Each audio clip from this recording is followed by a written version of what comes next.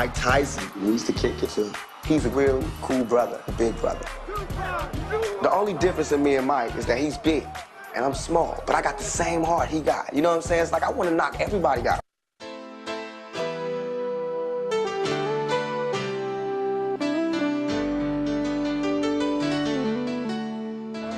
No. Get off my hand. You got a lot of people coming in. I ain't doing it. You scumbag. You.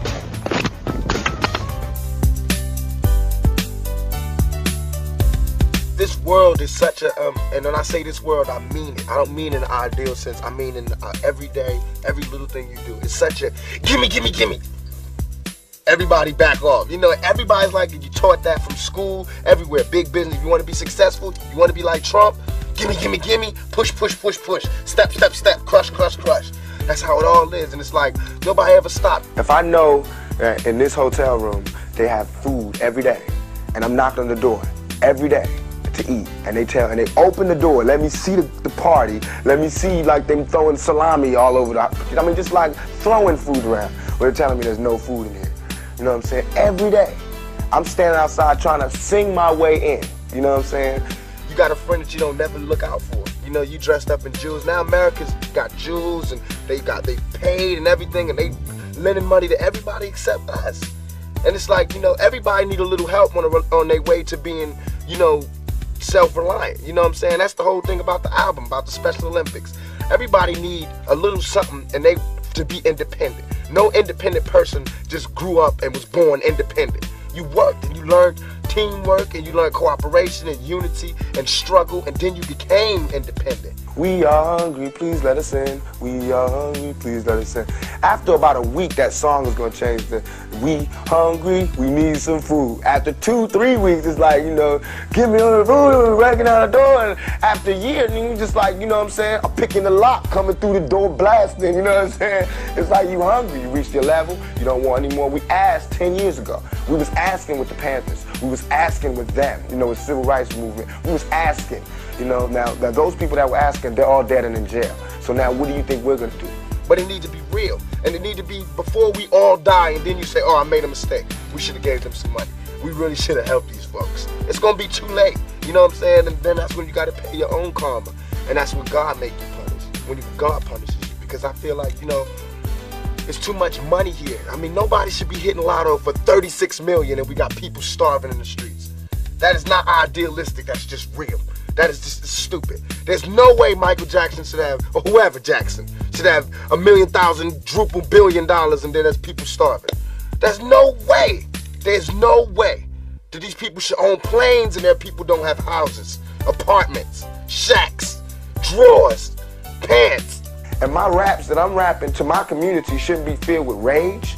You know what I'm saying? They shouldn't be filled with the same atrocities that they gave to me. In the media, they don't talk about it. So in my raps, I have to talk about it. And it just seems foreign because there's no one else talking about it. All the society is doing is leeching off the ghetto. They use the ghetto for their pain, for their sorrow, for their culture, for their music, for their happiness, for their movies. You know, when they see me, they know that every day when I'm breathing, it's for us to go farther. You know, every time I speak, I want the truth to come out. You know what I'm saying? Every time I speak, I want to shiver. You know, I don't want them to be like, they know what I'm going to say because it's polite. They know what I'm going to say. And even if I get in trouble, you know what I'm saying? Ain't that what we're supposed to do? I'm not saying I'm going to rule the world or I'm going to change the world, but I guarantee that I will spark the brain. You understand? And we all know how hard it is, and it's not about if you good or you bad. So since it's not about if you good or you bad, we know that because he don't mean he was bad. Or don't mean he's a criminal, or don't mean he's crazy, or a drug addict, or none of that. It just means he don't got. And ain't it bad that you got 30? I mean, can you imagine somebody having $32 million? $32 million, and this person has nothing, and you can sleep, you can still go to the movies I mean, and then these are the type of people that get humanitarian awards. Millionaires. How can they be humanitarians? By the fact that they millionaires and there's so many poor people shows how unhumane they are. You know what I'm saying? And that bugs me. Not saying that when I'm never gonna be rich and you know what I'm saying, but I'm saying it's a struggle and I think everybody deserves it. And I think there's a way to pay these people. I think there is a way. It just takes to be revolutionary. and it takes to do something out of the ordinary. Look, okay, I know you're rich. I know you got $40 billion, but can you just keep it to one house? You only need one house. And if you only got 2 kids, can you just keep it to 2 rooms? I mean, why have 52 rooms and you know there's somebody with no room? It just don't make sense to me. It don't. And then these people celebrate Christmas. They got big trees, huge trees, all the little trimmings. Everybody got gifts, and then somebody's starving. And they're having a white Christmas. They're having a great Christmas, eggnog and the whole 9. That's not fair to me.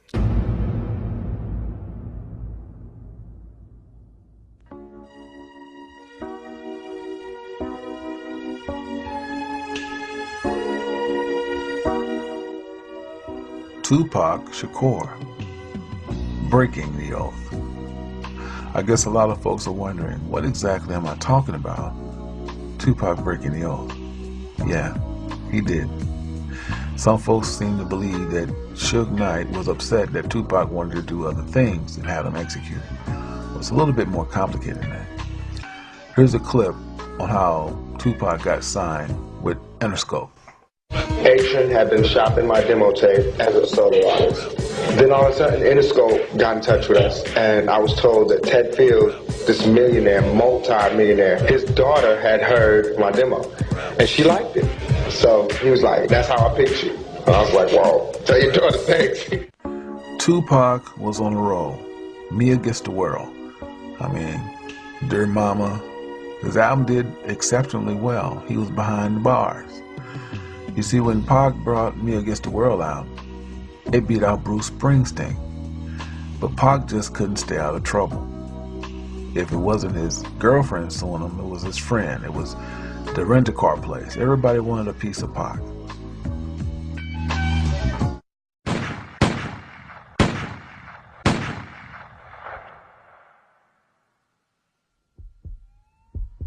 Central, I got a black male shot at 48 and 7.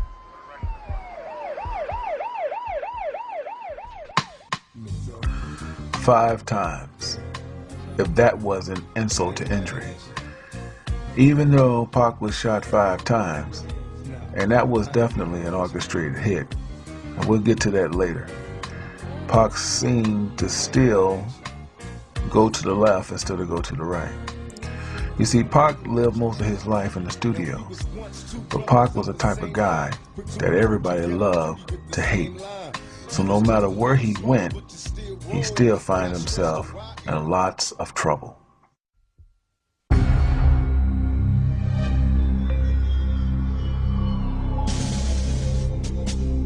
Where I was sent was a maximum security penitentiary.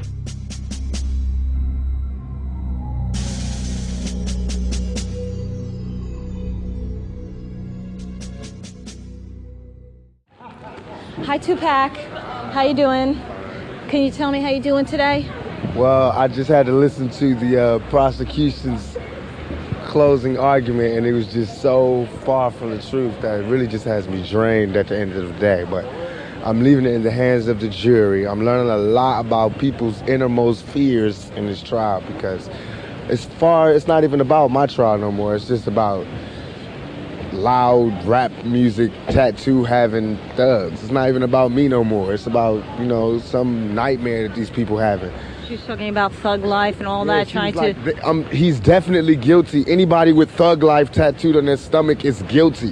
What type of reasoning is that? You know what I'm saying? We got different backgrounds. We come from 2 different places. Just because I look different than her doesn't mean that I'm a sodomizer or a raper. They've said it in the... I can't understand why it's this close. They talking about there's no evidence that I ever sodomized her, even though you put that all over the paper. And every time they take a quote out of this courtroom, they take a quote from out of her mouth, which is, you know, the stuff to put me in jail. It's nothing that's been true. I just want print the facts so everybody can sort it out. My life is ruined because nobody has a chance to get the facts. And the fact is that there was no semen found. No semen found, no forcible entry, no entry into the anal, no nothing, none of that. You know, and no fingerprints fingerprints on the No gun. fingerprints on the guns, you know what I'm saying? The only time ever there was an act of sodomy, she admitted she did it to me. I should be, you know, putting charges on this girl who sodomized me on the floor of a dance club. Why am I in court? You know what I'm saying? Get my life ripped apart. But I'm here, I'm gonna go through it just to show that I have faith in the American system. But for me to have faith in the American system, these juries and everybody else has to, you know what I'm saying, play the same role and to keep an open mind. I'm already convicted. My whole life has been turned around. I lost every job, I lost everything, every opportunity. I can't get buy cars, can't get rent, can't get none of that. But I'm still a survivor, you know, I'm still coming to court, still smiling, still signing autographs. But soon I'm gonna go crazy, you know what I'm saying? And it's up to the world, you know, America eats its babies. No matter what y'all think about me, I'm still your child, you know what I'm saying? You can't just turn me off like that. But that was in my room. I can't, you know, I don't know who owns the gun. How old are you, 23? 23. So you feel that your career is... Yeah, it is. Why would I own a gun? I've registered guns, you know what I'm saying? I'm a legal owner of guns. In California. California. So I came to New York and wanted to be an illegal gun runner now. You know, that's what they want you to believe. I want to start erasing... Come on, man. This is all about my image. Has nothing to do with me. This is all about my image. It's like MTV, all the papers, they building me up. Now they destroying me on the same image that they perpetuated. You know what I'm saying? I'm selling records. This is what I do for a living. I'm selling records. Don't get it twisted. This is not my real life. This is not how my real life is supposed to be. I'm not supposed to be really having all these villains in my life. I'm not supposed to be having, you know, the Philadelphia. I can't do shows. Everybody's already, I'm guilty. Even though the only crime I've been convicted of is fighting. Hitting somebody in the face with my fists, ever. Only crime. But I can't even go to Philly, I can't go to Texas, I can't go nowhere. So you're maintaining your innocence. I'm maintaining my innocence because I'm loud. I didn't shut up. But I didn't think they was gonna take it this serious. Me keep talking out, I didn't think it was gonna be a matter of life and death. I thought, well. And to set the record straight, Tupac, this interview is not about your trial, your court appeals. It is about Tupac, the inner man, then and now. Surviving several gunshot wounds is a wake-up call and a miracle in itself. No doubt. What were your thoughts as you lie in the hospital recuperating from the gunshots? They shot me, straight up. I just kept thinking, they really did shoot me. I really did believe at one point, up until I got shot, that no black person would ever shoot me. I was their representative.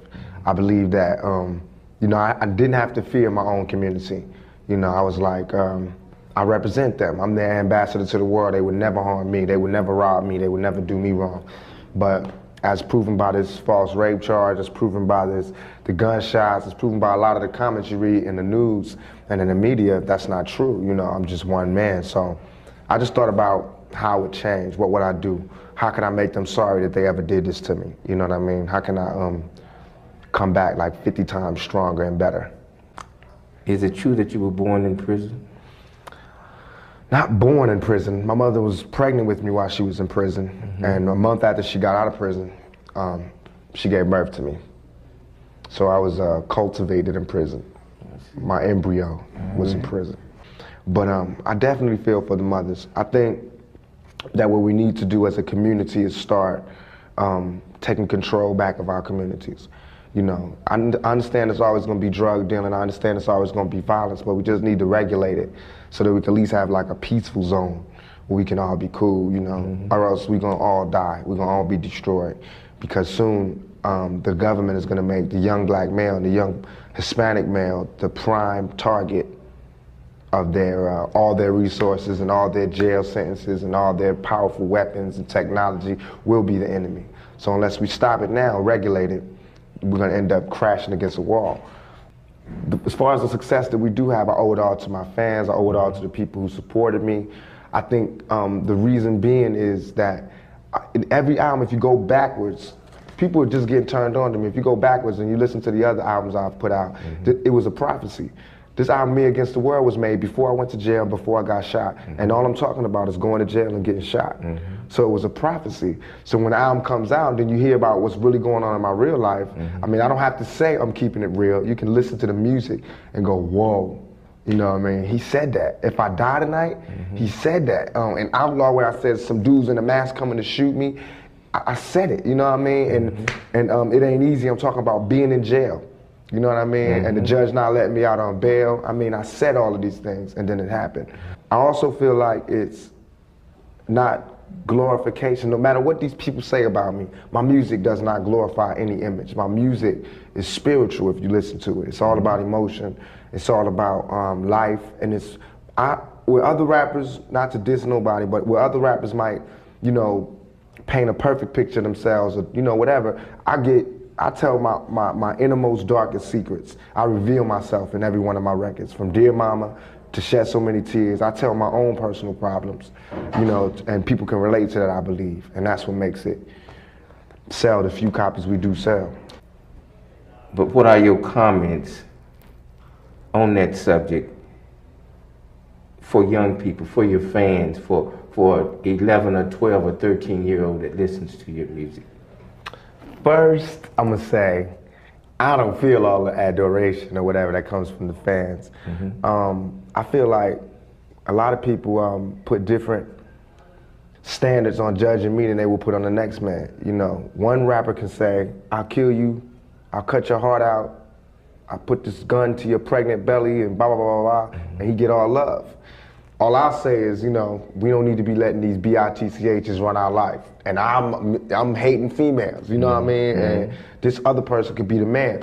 So I don't feel it. I think I've been attacked more than I deserve, but that's all good to me. Because I always been a fighter, always been a soldier, always been a struggler. Can't nothing stop me but death itself. You know what I mean? So as far as what I have to say to other people, I don't really want to come off like I got the answer, I'm finna teach y'all. It's not like that. I don't got the answers. But just from where I'm sitting at, I can see the only reason I ever came out and said, when I said I was living the thug life, believe me, it was all real.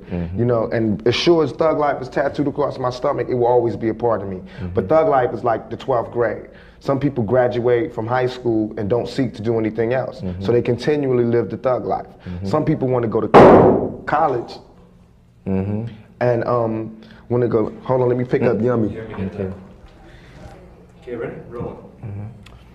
Some people go to college. Yeah, like high school is thug life. You know, you graduate from 12th grade and you can live your whole life with a high school diploma, but you're always gonna be missing something. That's where I felt like I was. Thug life was always gonna be real to me, and it still is real to me, because as long as the factors that make thug life are there, thug life will be there. But I also felt like I wanted to go to college, not college in a school or university, but college in life. I wanted to move up. So I wanted to do something different. I wanted to expand. I wanted to grow. And that's what this was all about, by saying, you know, no more of that. I want some more of this. I want y'all to see this. You didn't like that? Well, you definitely ain't gonna like this.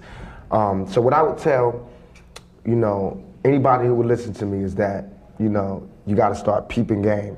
Peeping the game. The game is the game of life. You gotta start peeping how they doing it.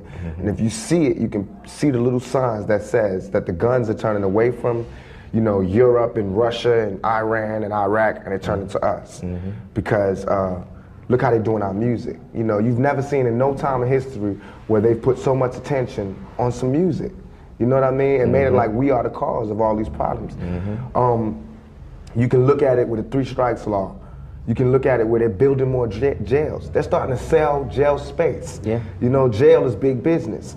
Believe me, I'm in jail. I see the big business. They charge you for your telephone calls. They charge you for disciplinary problems. Jail is big business. You know, you can feed a whole town off one jail. This jail is in the middle of a town that feeds everybody. Everybody works here. This is the main income. So if there was no criminals, nobody would work. You know what I mean? So if we don't start peeping that, we're in trouble. Also, I know when I was young, the way they describe jail is like, you know, blah, blah, blah. I couldn't wait to get to jail. Straight up. I mean, I was scared and everything. But what, 3 huts in the cot? Or no question. It was just that's where you get the game. That's where you got more soldiers at that build you. But now that I'm here, this is not the spot. I know everybody go to jail, come out and say, this ain't the spot.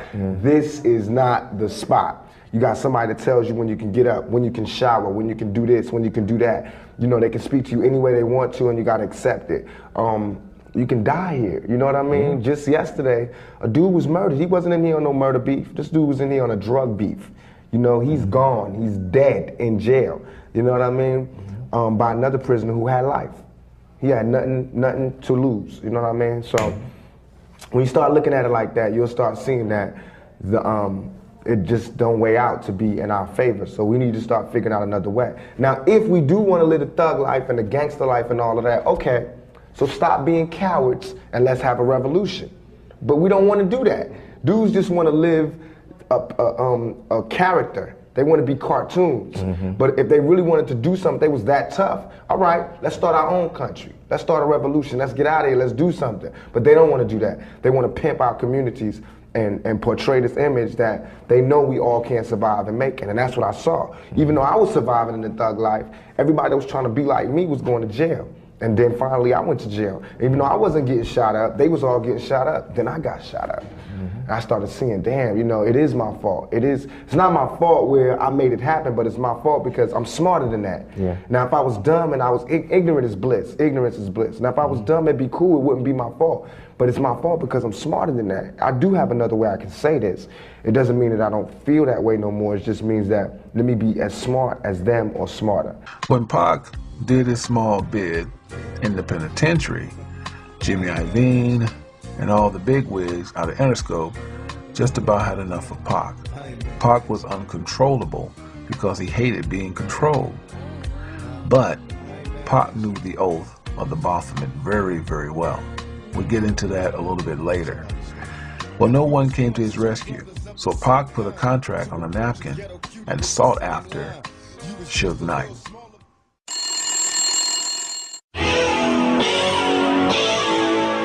Rapper, actor, and sex abuse convict Tupac Shakur walked out of a New York jail last week, bailed out to the tune of $1.4 million by Suge Knight of Death Row Records, which has signed Shakur to a record deal. Tupac made the worst mistake of his life to team up with Suge Knight. Now don't get it twisted. Tupac already agreed to the oath of the Baphomet when he signed with Jimmy Iovine on Interscope, because that's the only way you're going to get a deal. Seen in this picture, you can see Suge throwing up the Baphomet. That's how Suge get down. That's how Suge get paid. Suge Knight encouraged Tupac to keep this East Coast West Coast thing going because it was good for the money. But when the blood started spilling on Tupac's hand, Tupac got a little bit discouraged. And the East Coast West Coast thing is something that the journalists and people are making just to get paid off it so it can drag out and everybody can have albums. They're perpetuating it so it could be drama. When it all go down, don't look at me and Biggie and be like, why is there a big East Coast West Coast war when you're shooting this to 300 homes, 300 countries, telling them about an East Coast West Coast war that they would never know exists. So that's where information becomes a problem. Take a close look at Snoop Dogg, because in days to come, Snoop knows there's something's going to happen to Tupac. And the East Coast West Coast thing is something that the journalists and people are making just to get paid off it so it can drag out and everybody can have albums. They're perpetuating it so it could be drama. When it all go down, don't look at me and Biggie and be like, why is there a big East Coast West Coast war when you're shooting this to 300 homes, 300 countries, telling them about an East Coast West Coast war that they would never know exists. So that's where information becomes a problem. Snoop knows Tupac's life is in danger days before his death. I want you guys to take a close look at this picture. Dr. Dre is a Mason, Baphomet, Snoop, Suge, but the picture was deliberately taken like a pyramid. Take a close look. This is a pyramid, and this is the back of a dollar. Now let's bring the picture back. You see, these guys are satanic, man. They know exactly what they were doing. That's how they get paid. Now, Suge had love for all those guys, but he had the most love for Tupac. So he didn't care if Dr. Dre left or Snoop Dogg. His main concern was Tupac. Yes, folks, I'm afraid to tell you, Tupac was a part of the Baphomet, as seen here with the hand gesture. And I know a lot of you are going to argue me down, but let's go back to another guy, Nelly. Nelly is seen giving up his hand gesture for the new Illuminati Baphomet. He is holding his sign downward. Tupac is holding his upward. Don't get it twisted. They both are the same. Nelly is holding his downward. Tupac is upward. Moving on. Suge had a look on his face that he knew something was getting ready to go down. there was no doubt that Suge Knight orchestrated the hit on Pac. Now I want to go back to the first hit that took place in New York with Biggie and Puff Daddy. The Tupac article had me pissed off, you know what I'm saying? Because first of all, he dissed my man, said my man turned his back on him, and I know for a fact that didn't happen, you know what I'm saying? And like the rumors that's spreading is on some tip like we set him up, you know what I'm saying? And that's crazy. Puff Biggie knew exactly who shot Pac.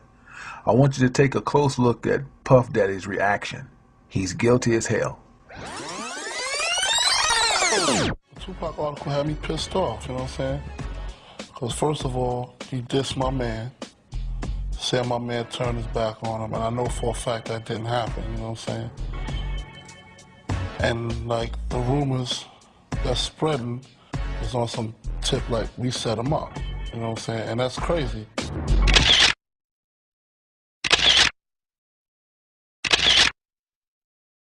I know what good morals are, but you're supposed to disregard good morals when you're living in a crazy, bad world. If you're in hell, how can you live like an angel? You're sitting here surrounded by devils and you're trying to be an angel? That's like suicide. You notice in the statement Pac said, how can he be an angel surrounded by devils? Pac knew everyone that he was encountering with was a part of the Baphomet. Pac was also obsessed with death.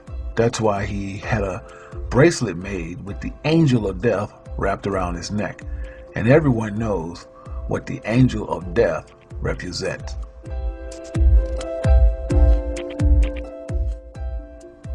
Tupac dissed Dr. Dre, calling him out, saying that Dre can't make up his mind on men or women. When Dre should be producing, he's upstairs sucking dick, eating pussy. This interview was made in 1996. Also that same year, dissing Quincy Jones, saying that he was invited to Q's house. Tupac seen Q's daughter and wanted to holler at her. However, Q asked Tupac if he could have a moment with him and asked Tupac if he would fuck him in the ass. Tupac replied, "I don't get down like that." When Tupac put this on tape, he broke the oath. His life would be in danger until his death.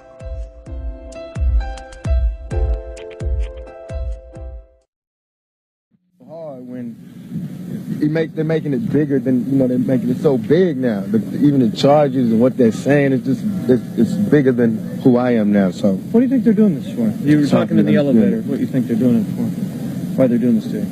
Because, the way this country is successful is if we have one set of rules and everybody follows them. If anybody gets outside of that set of rules and they're in a public view like I am, it's like detrimental to everybody following the rules if I'm representing to what they think is that I represent lawlessness and the outlaw mentality, and I represent that thug mentality from the street. So they feel like if they can punish me, then it'll punish people who are not as brave as I am, who don't speak out against things like me, who not scared to walk through the streets with no bodyguards. See, they need to put me in jail. These other guys, they don't have to put in jail because they can arrest them on smaller things. They can't arrest me on those small things. They got to frame me. They got to do things like this. They got to have 30 charges and none of them have to do with me. You know what I'm saying? How can you, if you really, while all these cameras are here, everybody goes something to grow on.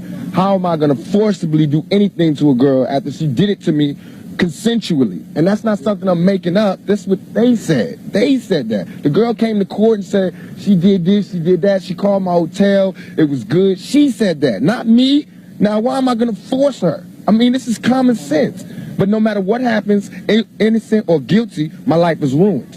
Because when they say, whatever they say in this verdict, y'all are not going to make it front page news. It won't be bigger, no matter what. All that you want to hear is that he's guilty, he's in jail, the reign of terror is over, the outlaw is gone. That's what they want to do. So I'm starting to think I don't know which story to read. I don't know if this is, about, black and white and loud and quiet, or is it about me and this girl? Because if it's about me and this girl, come on, we shouldn't even be here. Coming down the elevator, you complain. Something like that up, though. Why would she make something like that up? Because hell have no fury like a woman scorned. You know what I'm saying? I'm guilty of a lot of things. I'm guilty probably of being a male chauvinist pig.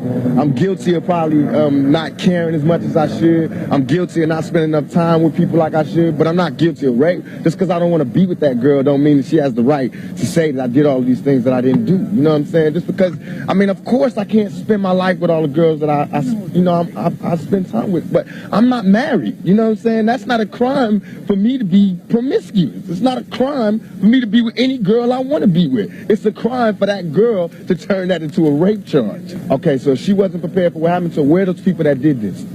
They were all in the same hotel as me. They were all right in the same room with me. Why am I the only one in court right now? Why is the cameras all on me?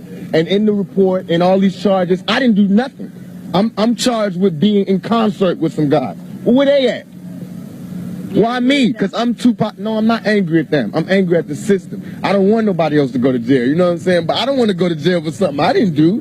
You know what I'm saying? I just don't want to be the scapegoat. Only way I've been practicing my whole life to live my life is to be responsible for what I do. I don't know how to be responsible for what every black male did. I don't know. Yes, I am going to say that I'm a thug. That's because I came from the gutter and I'm still here. I'm not saying I'm a thug because I want to rob you and rape people and things. I'm a businessman. I mean, you know I'm a businessman because you find me at my places of business. You don't find me up in you know what I'm saying? I don't understand this. I don't understand this. I think she actually probably did go to have sex and things didn't work out the way she expected them, you know, and then she just called rape on him. But I don't think it's fair. I think she should pay for what she done to him. You think he's being scapegoated? You know, like he's being nailed just because of who he is? Yeah, probably.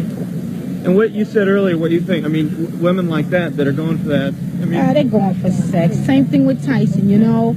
You're going there for something, you know. People don't hang around you 2, 3 o'clock in the morning. They constantly call you. You're going for something, okay?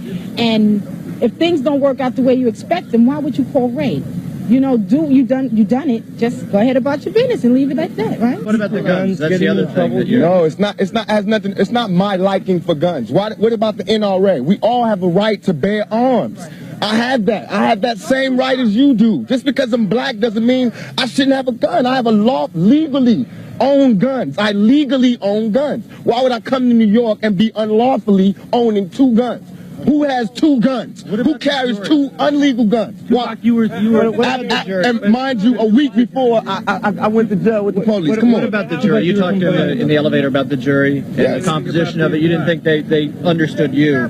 Tell me about that. I hope they do, but it's hard for me to believe that a jury full of older, more middle-class women are going to understand where I'm coming from, because y'all barely understand where I'm coming from, and y'all cover murders and shit every day, and y'all treat me like I'm New York's most notorious criminal. And y'all know is people throwing babies out of windows and putting them in the incinerator. All I do is make raps. All I do is rap and talk loud. My biggest crime is talking loud. You know what I'm saying? Y'all don't have nothing else besides that. Right. Thanks.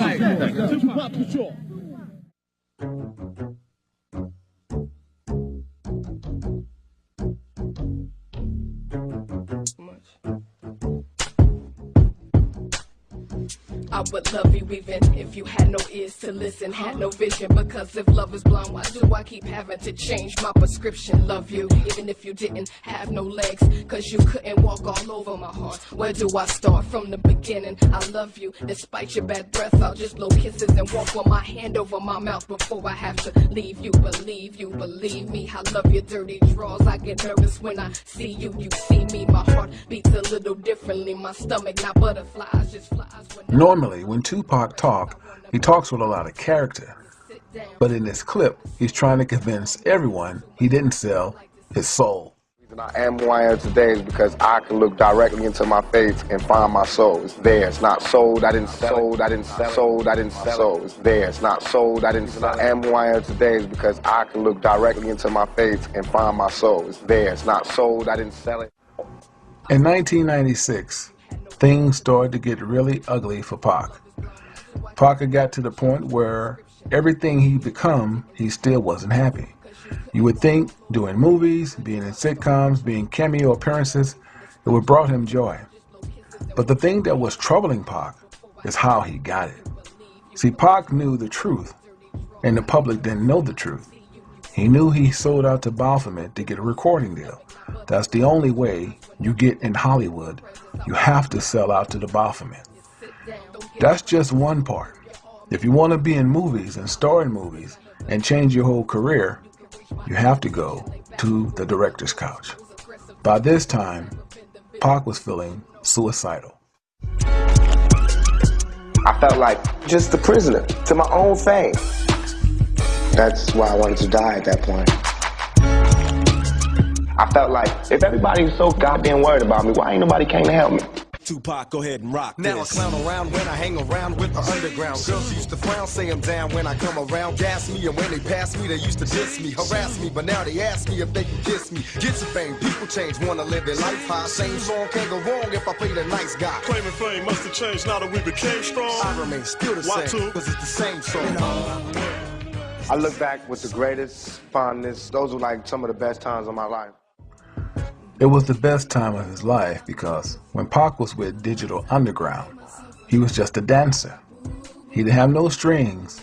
He didn't have to take no oath.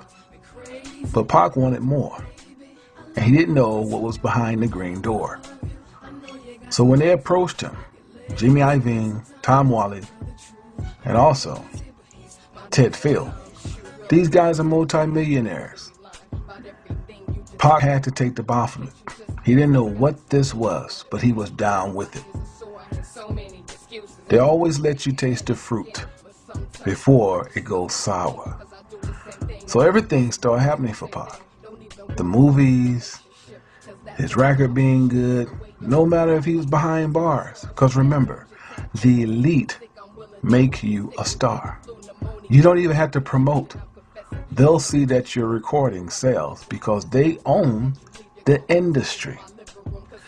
Pac would not find this out until he just about had enough of everybody coming to him for some sex, for some money, for some drugs. By this time, Pac has had enough, and he let it be known in 1996. He is a dope producer, but he ain't working years.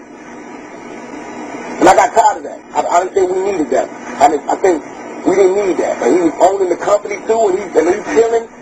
He owning the company, he's chilling this out, sucking dick, eating pussy. I'm out here in the street, you know what I mean? Whooping niggas' ass, starting wars and shit, putting it down, dropping albums, doing my shit. And this nigga's taking 3 years to do one song. I couldn't have it. But it was not my decision. It was Suge's decision. Suge the one that was coming to me, because I was soft on it. Like, you know, well, fuck it, we just keep it in the dark. See, Suge knew that Pac was kind of green. He told Pac the things he wanted to hear. He acted like a big brother. He told Pac, if you ever get tired, you can go do anything else you want to do. I'll support you. He also let Pac know that don't ever go against the oath. That was a big pet peeve because Suge is a Mason. And also, Suge is a part of the Baphomet. That's how he get paid. So Suge do a candid interview to make it like he's all for the artists, and he's really not. He's for the elite. I mean, I don't consider my people artists. I consider them family. It's just a big difference. If they decided to turn in rapping or singing, they still be my homeboys. We still travel together. If they need something, it's mine, it'll still be theirs. It's still the same thing. It's not no situation where I'm dealing with them strictly for business because they're good, because they don't go like that. You gotta have a more, respect for your people. Plus, we got a Death Row East going on. Crusher, you heard about that. Yeah, tell me about that. Well, hello. Damu! There was a time when Suge was on top of the world. Nevertheless, Death Row and all the Suge access was frozen and liquidated. You would think he would be broke. But see how he's throwing up the Baphomet? Nah, they take care of their own, especially after organizing the success hit on Pac. So he might be without Death Row, but he's not broke. Suge enjoyed the idea of the rivalry in East Coast, West Coast. That's why he was so candid to talk about it on film. I'm going to show this little invitation, this congrats that Quincy Jones sent Tupac. Tupac was not hearing this, but at the same time, Pac let it be known how he felt about the Illuminati, which was a mistake. He went against the oath again. He also talked about getting his own power structure. A mistake.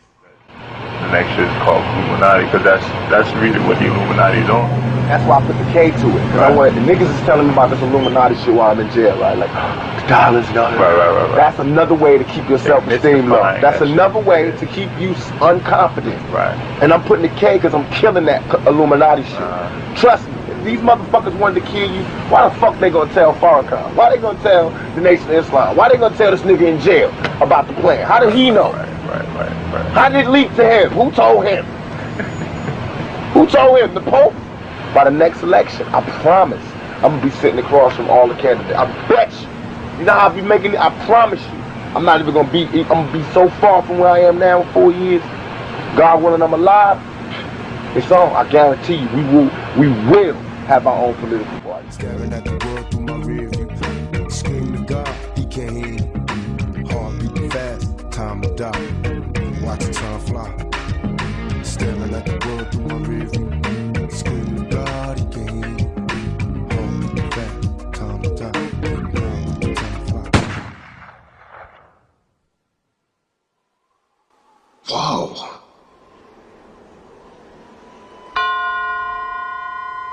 Just after the Mike Tyson-Bruce Seldon fight, Shakur, along with record company executive Marion Suge Knight, headed for a nightclub. But while stopping at this intersection, a car with 4 people pulled up and opened fire on Shakur and Knight. Tupac Shakur was shot several times in the chest.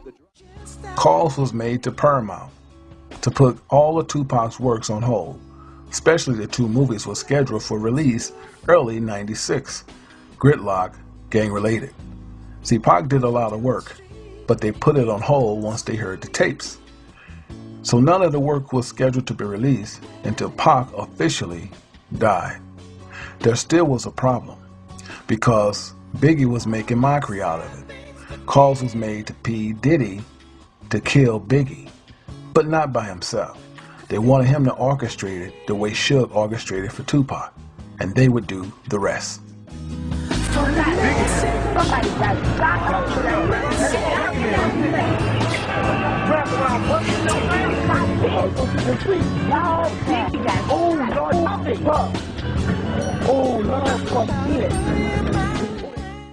Tupac was not killed over disputes about wanting out of Death Row Records.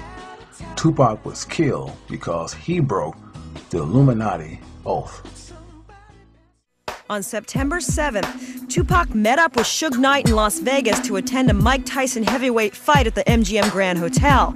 Among those in attendance, members of LA's infamous street gangs. They came out to attend the fight. Basically, they'd done this for a decade, where they would go to every major fight. At 8:45 p.m., Tupac and Knight headed for the exit, accompanied by an armed group of Piru Bloods, a Compton street gang whose members were on Death Row's payroll. In the MGM lobby, someone noticed a member of the arch-rival Southside Crips standing near the elevators. The Crip was Orlando Baby Lane Anderson, who months earlier had beaten and robbed one of Tupac's bodyguards. Tape from an MGM hotel security camera shows what happened next. In a flash, Tupac, Suge, and others from the group jumped Anderson, punching and kicking him to the ground. Terrified bystanders scattered as the group streamed into the casino, then out into the street. On September the 7th, 1996, Tupac Shakur and Suge Knight found themselves ringside at the Mike Tyson-Bruce Seldon championship fight. By all accounts, Tupac was in a happy mood until one of his... We're waiting on Tyson to come back there, and Pac's back there. He's all excited. You know, his boy just knocked out Seldon. You know, 50 blows, he just hit him 50 times. You count him. So, you know, I'm back there with him and everything, and Suge is back there. So Suge says something to Pac, and then the next thing I know, we're leaving. Tyson didn't even make it out the ring to come down.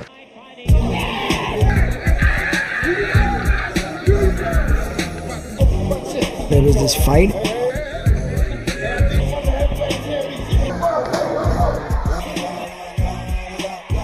It's on video.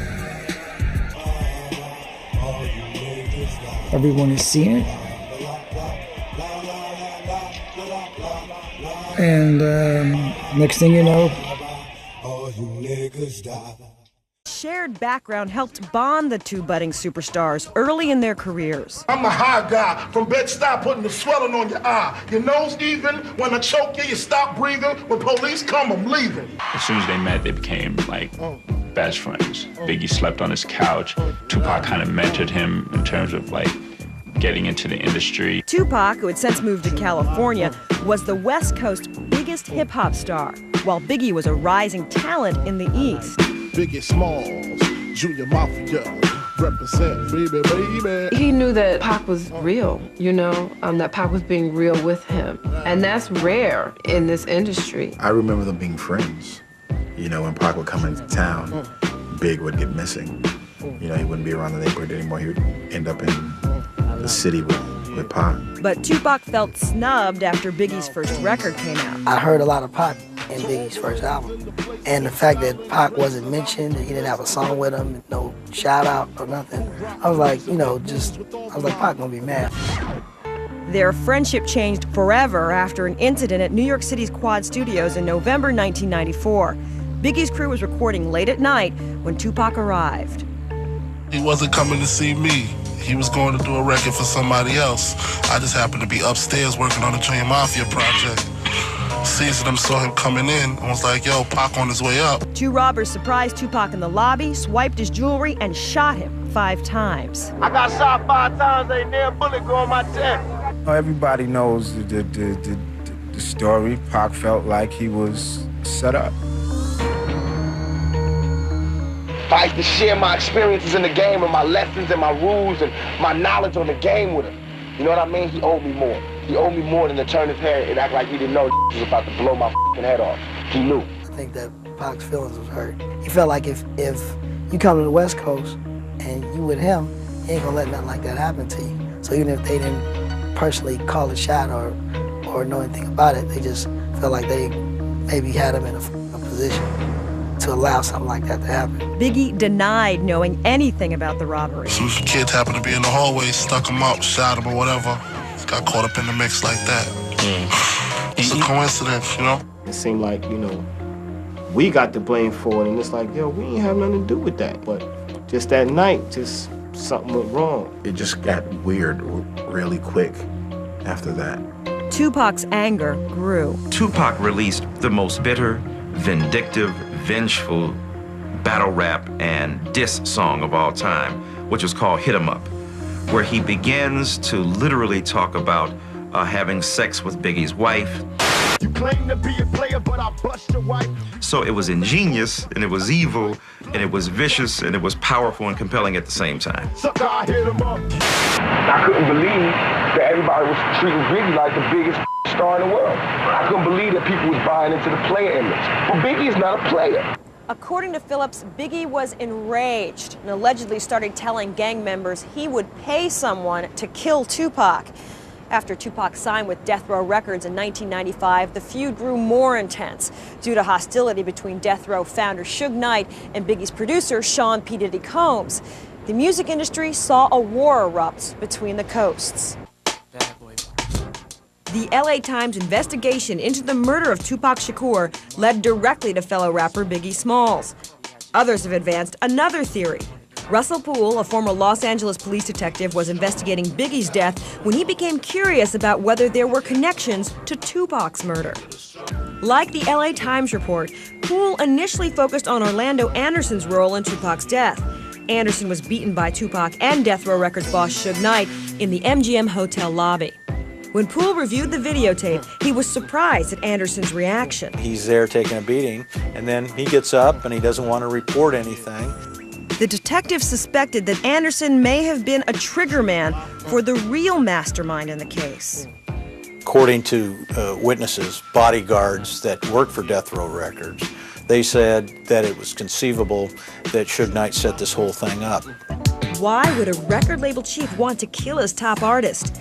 Poole's theory was that before Tupac died, he was going to break with Death Row. Because Tupac Shakur was such a busy artist, he was unaware that Suge Knight owed him millions of dollars. Word got back to Suge Knight that Tupac Shakur was going to move on and start his own company and get away from Death Row. So he's got a motive. He's got several motives. That leads to the obvious question, why would Suge put himself in the path of flying bullets? Now, why would a man put his life in danger in this drive-by shooting? But you got to remember, shoot down low in the door.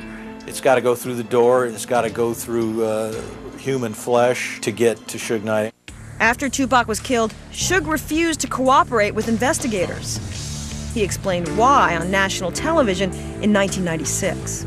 It's not my job. I don't get paid to solve homicides. I don't get paid to tell people. Suge did not escape the evening scot-free. He was found guilty of violating parole for helping beat up Anderson. He served 5 years in prison. Tupac's wild side was also the stuff of legend. He'd been in and out of jails and courtrooms since he became a rapper and survived being shot 5 times in New York before being convicted of sexual assault and sent to a maximum security prison. When I heard he got shot in New York, I was on the plane in New York. And it tore me apart. I was crying. I thought he was dead. And when I found out he was all right, and he had went to jail, I had told Suge, I said, Suge, we need to get Pac on death row. He need to be here with us. Went and got him. And David Kenner went and got him out of there, untangled him, put him in the studio as soon as he got out. Suge and death row attorney David Kenner untangled Tupac's jail term with $1.4 million in bail money. Tupac signed a 2-page contract with death row outside the jail, and within 15 days had rapped All Eyes on Me, a double album that sold 7 million copies. Death Row now had 2 of rap's biggest superstars. Snoop is the Grizzly Adams of dogs. I'm telling y'all straight up right there. The boy really know the dog. I mean, they seen the video where he changed into a dog, and they think Snoop is a dog. They all wait for him to change back. They all be just kicking outside the dog house waiting for the dog to change. Like, woo, woo, we gonna change, hold on. He ain't going nowhere. Let me tell you about life and about the way it is. You see, we live by the gun, so we die by the gun. Tell me not to roll with my Glock, so now I gotta throw away, floating in my black Benz, trying to do a show a day. They wonder how I live with 5 shots. Brothers, it's hard to kill on my block. We got everything it takes to run this industry. We the new Motown. He the type can be like a brother, a friend, because he real. You know, he don't get caught up in the booth, to the Hollywood. He just want to make sure he do a great job for you. And he gonna represent you to the fullest, as long as you representing him to the fullest. Suge doted on him. They were inseparable. He got an album out there. He sold 6 million records. He sold 3 million singles. He got another album coming out, Machiavelli. Snoop got an album coming out. We just move forward. We don't even get caught up in that type of shit. All right, man. Can we talk about Death Row East? What is exactly happening, and what can we expect from it? You believe in God? Certainly. Believe in Death Row East. Believe in that, for real. That's it right there. But if you believe in God, believe in Death Row East. We plan to take the same strategy we use with Death Row West, which is mind over matter, taking all our weaknesses and making it into our strengths. We know that we got strength in numbers. We already run the streets out here. So now we just gonna help some of these brothers get their money on, because we know they got talent. We got the ways to make them use their talent to the maximum effect. And that's what this is about. Everybody rap. We don't rap. We rap to make money. We do business. Ain't no other record company out there that sold as many records as we did. We outsold Bad Boy, LaFace, every black record label out there, we outsold them in 1 year. And I'm a convict, and my homeboy just got off a murder case. So that tell you that it's pure talent, no hype. We don't got no all-American smiles. They don't even want to buy our record, but they gotta buy our record, because we represent the street. So Death Row East is gonna be a personification of what we did on the West Side. We're gonna do it to the East Side, and we're gonna prove once and for all that all these people talking about an East Coast, West Coast war, they like the Judas was to Jesus. They only here to cause confusion. We here to bring money and to bring change. They here to cause confusion. All these weak rappers, Nas, all these suckers, they battling off of East and West like this is a game. This ain't no game. If this was chess, we'd be yelling checkmate 3 years ago, because we've been beat these. It's not a game. We out here trying to help our people make money. We trying to get out of this 3-strike circle they got us in and start getting our papers on. So that's what we doing. By strength and numbers, we coming to the East Coast to prove there is no fear, there is no problem, there ain't nothing but opportunity. And the opportunity is overthrow the government y'all got right now, which is Bad Boy and Nas and all that bullshit, and we will bring a new government here that will feed every person in New York. If God give me breath for 20 more years, I see myself changing the world. Because my thought patterns are so opposite of what's the norm. Really? So I would have to change the world, or I have to be changed by the world. How is it working with Suge and out here on the West Coast for you, and a lot of your East Coast fans feel like your new allegiance to the West Coast has felt, you know, a lot of them feel maybe you're not as loyal to the East Coast anymore. That's so nonsense. Poppycock. Because this is not a new allegiance to the West Coast. I've been on the West Coast all this time. It's just because some people, not all, some people on the East Coast be on their dick so hard that they never heard me say that I'm living on the West Coast. It's just that by me keeping it real, I always said where I came from. I always gave New York their props. On Me Against the World, I took a whole song to give it up. So now on the next album, when I want to give it up from my home, where I'm at, everybody got a problem? Why they don't have no problem with Biggie saying Brooklyn in the house every fucking show he do? Why they don't have a problem with Bronx and boom? They just did a Sprite commercial off the Bridge and KRS. Why is it not hip hop when I do it? Well, I mean, goddamn. Why is it suddenly a nigga tripping when I do it? Why everybody else could have a war, have beef within the music, talk about differences, and it's okay, it's music, it's hip hop, it's groundbreaking. When I do it, it's war. And that's all I'm doing. All I'm doing is saying I'm tired of you talking about where you from. And if that's what we're gonna do now, because we was doing it like hip hop was one nation. And I have proof to say what I was doing. I did more for the East Coast than the East Coast did. I put more guns in East Coast niggas' hands than East Coast niggas did when they came out here. I put them niggas on the more weed gates and weed spots and safe havens and safe spots than the East Coast did. I put more rappers on than they did. I gave Biggie his first shows. I was the one that I was that bridge that niggas used to walk on to get over here. I explained it. I'm the one that told you. I'm why all these niggas run around with a gangbang on their payroll now. Is there still a beef going on with you and Biggie? It was never a beef. It's only a difference in opinion. Right. To me, if I like my homeboy Suge gave me the best advice I could ever give from anybody. He said, when people ask him if he's beefing with Bad Boy, with Puffy, he says like me going to a playground and picking on a little kid. Right. That's like me being mad at my little brother because he getting cash now. I'm not mad at that. I'm just mad at my little brother when he don't respect me. Yeah. Now when you don't respect me, I'm gonna spank your ass. I don't give a fuck how rich you got on the block. I'm your big brother. I will break your big ass down. And that's my only point. And I feel as though he wronged me. You got out of hand and you wronged me. You got seduced by the power, not because he's an evil person, but because money is evil if it's not handled right. If you lose your composure, you can do anything. And fear got stronger than love, and niggas did things that they know they wasn't supposed to do. They know in their heart. That's why they in hell now. They can't sleep. That's why they telling all the reporters and all the people, why they doing this? They fucking up hip hop, because they in hell. They can't make money, they can't go anywhere, they can't look at themselves, because they know the prodigal son has returned. I'm alive. The ghost is walking around. You know what I mean? And I'm alive talking. In jail, I didn't talk. I made peace. Now, everybody that thinks that I disrespected or I love my East Coast fans. I'm from there. I'm eating New York pizza. I drive New York Jeeps. Want to hear New York.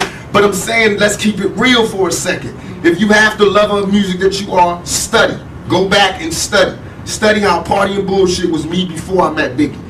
You don't hear my style in this rap. Study how after I met Biggie, Ready to Die come out, his whole style changed. Study.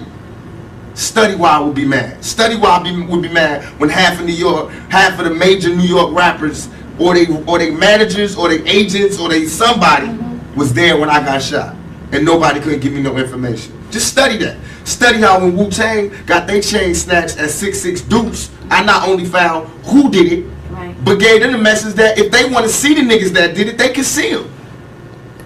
Man to man. Just you and them. No guns, no nothing. If you feel like that. That's all I ask for. That's all I ask for. If you're going to act like you a gangster or a G or the king of New York, I'm going to expect that. And when you don't come through, then I'm going to want to crush your empire. And that's what it's time for. So, do you think Puffy was involved in the shooting? Only they can answer that question. Right. I have my own opinion, but I wouldn't slander their name like they did mine. Right. I wouldn't say things that I knew, you know what I mean? I believe so. I do believe so. I have proved things that I could say that will back up my claim, but this is not for the world to know about. You know what I mean? It's between me and him, and only he knows. So every time he say it didn't happen, or that's the only thing that makes this become an issue to everybody. Because I read, you seen what I said in the Vibe article. I basically bowed out and was going to go ahead about my life. The next issue, no, that wasn't even the next issue because them cowards waited about 4 issues before they got their story together. 4 issues later, half of New York is commenting on me getting shot. And before, they was all like, we didn't see nothing. In the first issue, read it, Vibe viewers. Nobody seen shit. The 4th issue, when they came back with a reply, everybody knew what I did. They knew what I said. I was acting. Who gets shot 5 times in acts? Oh, I didn't get shot 5 times in their vision. I only got shot once because they found the bullet. The police found it, but now they the cops. Now they doing detective work. They found the bullet. Oh, you found the bullet, huh? So what is this other shit in me then? What was the doctors talking about? What? Can you explain these other holes in me? How'd I get gunpowder all over me? That insulted my intelligence. So yes, I did say Thug Life was there. Yes, I bowed out, all of that. But when they said that, they breathed new life in me. Yeah. And Thug Life not only became a rap group, but it became a way of life for life for me. Okay. Because they disrespected me, my name, my family, what I had been through. They said that I couldn't be in pain. I could not feel, I could not be hurt. In my moment of pain, when I was shot 5 times in jail for a crime I didn't commit, while every other black person, I mean whoever, they was fucking babies in the ass or killing bitches and cutting them in 50 pieces. These niggas got support. I go to jail for a crime everybody know I did not commit, get shot 5 times, and I'm getting raped in jail, wompty, wompty. They just say anything to assassinate my character. What that showed me, remember this lack of a conscience when I come out. Remember this lack of mercy when I come out. Remember this lack of compassion when I come out. But now I come out, everybody want to calm down and relax and forget what you said. Donnie Simpson was on TV in front of bars like this going, who am I? Tupac. But I'm wrong. You feel me? Niggas is hypocrites. You read why I gave my whole soul to you motherfuckers and said, yo, I'm through. I just want to chill. I just want to live life. And motherfuckers took shots from every direction. They thought that meant that I'm gay now. Here, fuck me in the ass now. So, okay, you want to see some macho shit? I'm the most macho nigga out here. I thought you niggas knew. I'm the most thuggish nigga out here. I have no motherfucking fear. I have no fear. I have only ambition, and I want mine. And I will do anything to protect and feed my family. And these niggas represent a threat. Because I worked too hard on this. And as far as hip-hop and all of that, I feel as though I'm not the god of hip-hop, but what we do on the West Coast, I sold 5 million in 2 months. Biggie album been out 2 years. He's barely touching 2 million. This nigga done had 50 remixes, 1,000. He got everybody in New York in his videos and still barely touching 2 million. I've been out 2 months. My shit sold 5 million with 2 videos out. I'm just starting. These niggas can't touch us. They can't. They can't. Really, it's funny. I think the new era of rap is like non-thug life or whatever. Like, where do you see it? That's what they want to do. Okay. That's what they want to do because now everybody is shell-shocked and they having trauma. We've been having traumatic nights always. I want to get away from it a lot. I tried to get away from it, but you can't. That's what they taught me. Right. The streets didn't teach me that thug life can never die. The world taught me that. I thought I could retire and move on. When I moved on to the so-called real world, the civilized world, these motherfuckers is worse than the niggas in the streets. They was telling, I had little girls writing to me crying, saying you got raped in jail, I'm so sorry. That shit right there is what will fuel the anger that will never die. I had to write letters to 1,000 little kids explaining to them that I would be dead before a motherfucker would rape me, and you know that. I'm a struggler, a striver. I take care of my family. I take everything that you want, I do. You know what I mean? It's just that I'm real. So I'm not politically correct, but I'm still a man's man. And I believe in family values. So. What type of woman would it take to get that? A very, very, very strong woman. And one who was more in love with me than I was. Because I have to be more in love with her than she is. And that's what it is. Every time I fall in love with a woman, I don't fall in love with the woman she is. I fall in love with the woman that she could be. I haven't found a woman yet that fits up to my standards. And I'm sure I don't fit up to anybody's standards.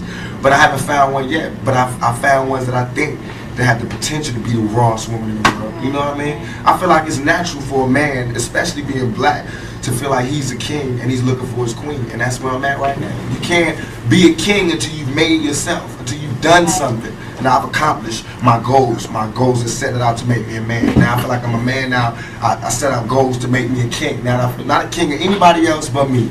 You know, nobody else is under my rule but me and my kids. You know what I mean? But I made myself into a king. Now I need a queen to be happy so that I can be a teacher and a father. I can't be that until I find a queen. Hold up, y'all. Wait a minute. Somebody looking at me crazy.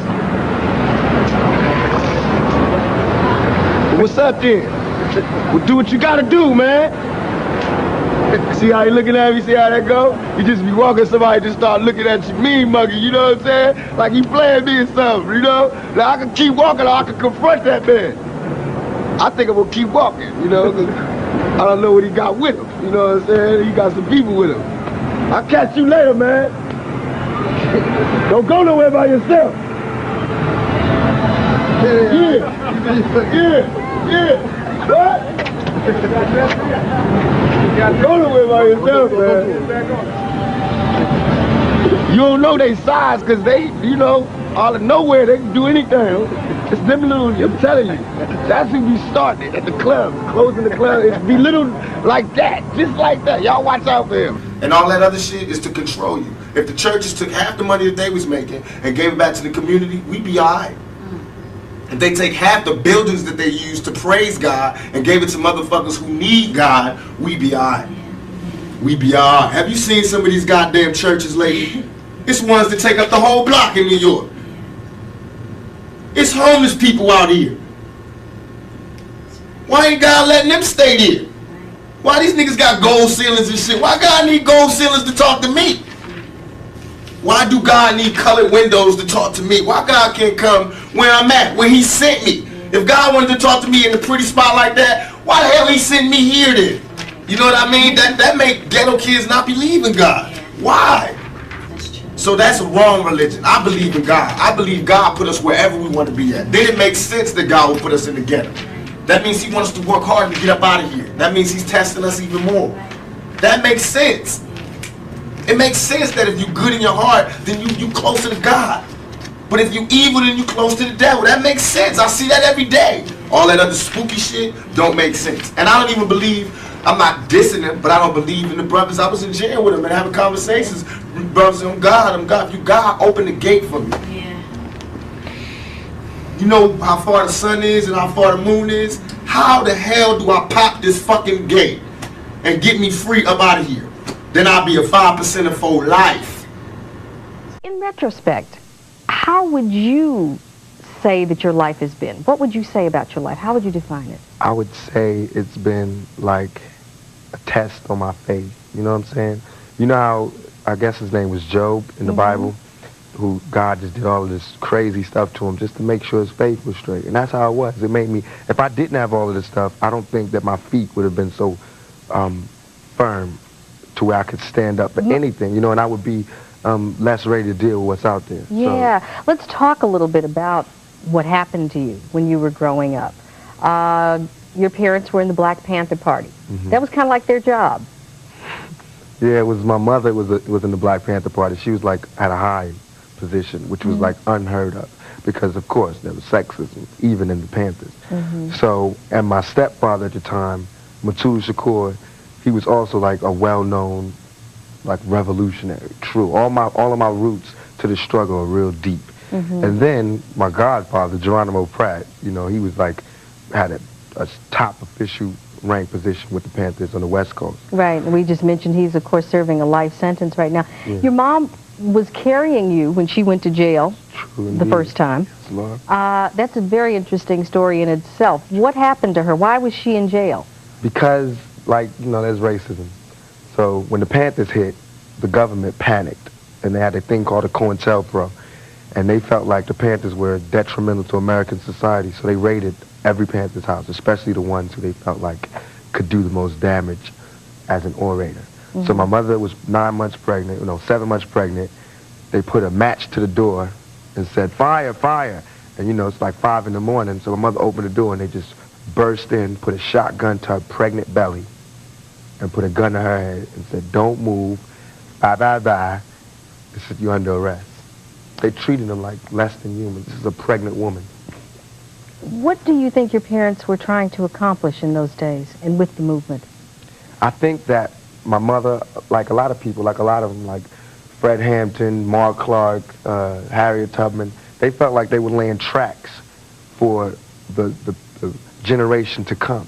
I think my mother knew that freedom wouldn't come in her lifetime, just like I know that it won't come in mine. But it's a matter of either we stay like this or somebody sacrifices. Somebody laid a track so we don't stay in a 360-degree deadly circle. You know what I'm saying? Somebody has to break out and risk, you know, losing everything and being poor and getting beat down. But somebody has to do something. Who else did you name there? Spike Lee and some other people? Lee, just Paul really? Abdul. Before I say it, let me say it like this. These are people who, besides Paul Abdul, these are people who I looked up to. Yes, Arsenio, we all do. Spike, and Eddie Murphy. This is the only reason I'm saying this, because I love them and I want them to check Well, good, because I want to make that clear. I'm not out just, I know that people hate to see black folks arguing. It's not like that. It's just me, a young man, asking my role models to, you know, explain. So How could you be down for black folk? Okay, now Spike Lee, first of all, Ernest Dickerson is his cinematographer, did every picture he ever made. You know what I'm saying? He's responsible for his success. Let me tell it. So Ernest Dickerson does his first solo movie, a black film, right? I feel as though in supporting black film is not just about going to the premiere. It's not about just going to buy tickets to see Jungle Fever. It's about, you know, supporting black film, black actors, black directors. We never saw Spike Lee. I expected, you know what I'm saying, his cinematography. He never came to the set? Just one day, I just wanted him to come and go, good luck. Just, you know, while he's riding in a limo, good luck. You know what I'm saying, on his way to Brooklyn, good luck. You know, young black male, you're going, he knows what we had to go through. You know, he knew about all of that. He knew everything we was going to have to face and didn't, no solidarity. You know what I'm saying? So therefore, people need to know. All the ghetto people that want to know if Spike is down, no, he ain't down. Not to me. He need to check himself. Because he need to stop disrespecting black women in his films. In what way? In every film, Jungle Fever, every film he ever had, it's got to be a love scene. You know what I'm saying? It's got to be where a black man is slamming into a black woman or whatever. You know what I'm saying? And that ain't cool. That's not how he's supposed to be representing us as a whole, because he's going to forget where he came from. And he didn't come from Brooklyn. He came from a woman. Don't you think it's important, though, that, I mean, whatever you say about Spike, he's got a lot of us working. Does that matter? That doesn't mean nothing. That don't mean nothing. Dope dealers got a lot of us working. That don't mean nothing. You know what I'm saying? You can't compromise our culture and our principles just to put us to work, just to make us appeal to the masses. Because revolutionaries and freedom never came easy. You know what I'm saying? And he knows he has a lot of work. So if he's up there and it's easy, he should know something is not right. Yeah. And something's not right, buddy. And Eddie Murphy, with all that dough he's making, he hasn't done nothing for us. He does a lot of charity. What charity doesn't get to the ghetto. Everybody knows that. Everybody who ever came out the ghetto knows they never saw any charity. They don't see the charity benefits that goes we to all the go suburban black people. You know what I'm saying? The middle class black folks who don't need the money. They get the charity. Because how can a white person give the money to the ghetto and they scared to go to the ghetto? Yeah, very good point. Very good. So why would they, I don't understand, why would they do that to us? Eddie Murphy, knowing he built his career on making black folks laugh. He built his career off black humor, off us. We was the loudest laughing at him. We was the loudest clappers, the most, we paid the most to see his concerts, was there, supported him, and he deserted us. You know what I'd love to do? I'd like to get you, Eddie, and Arsenio and Spike. We'll have to get a roundtable discussion going so we can hear what they have. Because I'd like to hear them respond. The reason I want to say this on TV is because I want them to check themselves. I want them to hear this young black male checking them and then check themselves. What they did to Rodney King. The whole world has seen what happened to Rodney King. Hold up. Baby, let me show you what they did to Tupac Shakur. Right. All that movie, that didn't mean nothing to OPD. Right. I was still an NIGGA, and they proved it. And if you can see this, Mr. Cameraman, all of this is scars I'll go to my grave with. I can see it. These are learn to be a nigga scars. That's what Who did that to you? Oakland Police Department. All above my eye, all of that. Why? And I pay their salaries. Because I was an outspoken young black man. They were sweating me for jaywalking. You were jaywalking and they stopped you? And I swear to you, I don't even know what jaywalking is. Didn't until they beat me down for it. They stopped me. They asked me for my ID. My real name is Tupac Shakur. There's nothing fake about me. There's no stage name or stage aura. That's my name, and that's how I said it. My name is Tupac Shakur. Just because my name wasn't John Brown, it irked them. So they started, you know, saying, well, what your mother named you that for, blah, blah. So I got hot. That was beyond the call of duty. So I was like, give me my citation. Let me go about my business. And I said the words that NWA made famous. So that got him too high. He couldn't stand to see a young black male tell him. So they put their hands on him. You're suing them. For 10 mil. We'll see what what else happens. can I do? You know, Yeah. we'll see what happens. You know how that go. Yeah. Rodney King's still fighting for his, and they got it on tape. Yes. You know what I'm saying? They got it on tape. Yes. It's coming from inside. Everything I ever say, whether it's good or bad, it's coming from my heart. Yes. And if it's wrong, then, you know, God ain't finished with me Yeah. yet. Let him check me. You know what I'm saying? But I'm going to say it as it comes from my heart because that's what we need. Obviously, when, you know, I seen all of that. I seen the crack babies, all of that. So nothing America can show me, nothing these critics, nothing, nobody can show me, can back me down. I feel right now, and any black male can identify that I could truly pass off. I could die, and I've left a mark. And for a white person, that might be something, so why would he say that? But for a black person in today's society where we're not promised to live to 21, at 20 years old, I did a feature film, and I did a good job, a job where I can be proud of myself. When I was heavyweight champion of the world, I believed I ruled the world. I had homes all over the country, I had luxurious apartments all over the country, I had the most exquisite cars. But I loved leeches. I wanted them to suck my blood. I just wanted them to suck my blood, all of my blood. I wanted them to suck it, and then they sell my blood. Then I buy my blood back for allow them to suck it again. And that was my downfall. I just associated myself with so many leeches. And I guess everybody has their purpose in life. And I call them leeches, and that's not from a negative perspective either. I say that because I allowed that to happen. You know what I mean? In some aspects, I'm a leech as well. You know, because I allowed them, I sucked from them as they sucked from them. I guess it was a give and take situation. So no one to blame truly but myself. My philosophy was like, people basically suck. Because really, I mean, they're always trying to screw you. Everyone? No, you know, you run into, you have these different occasions where you run into nice people, you know what I mean? But, you know, you've been through experience, you know, they really, they don't have no emotion towards human feelings, you know what I mean? Hard to trust. Absolutely. My first manager, Bill Caton, and those guys, they were like slave masters, basically. Because I was just a young kid, 18 years old, 17 years old. I was too young to even sign a contract with those guys.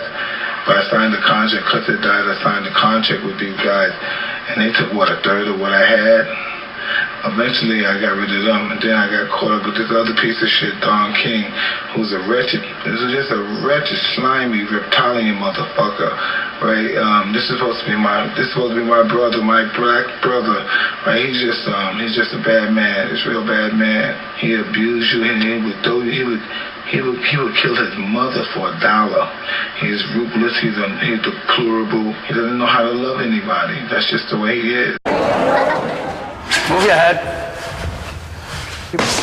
Keep the head down when you come up with the H. Keep your head down. It's coming up. Yeah, I mean, it's not coming up, but it's starting to come up. You can make it perfect. It's good, but it's not perfect. Cuz was different than me than it was with his other fighters. Cuz trained me to be totally ferocious in the ring and out. We had a totally different relationship.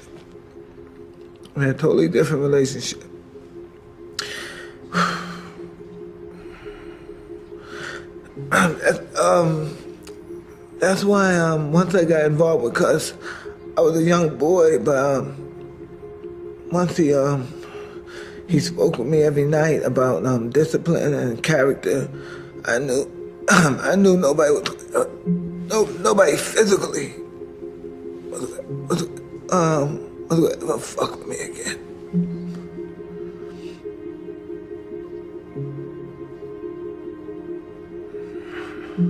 Once I talked to Cus, and Cus talked to me over and over again, over and over again, every night for hours and hours.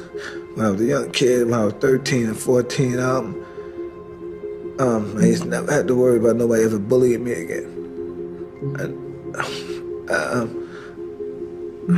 I knew that would never happen again.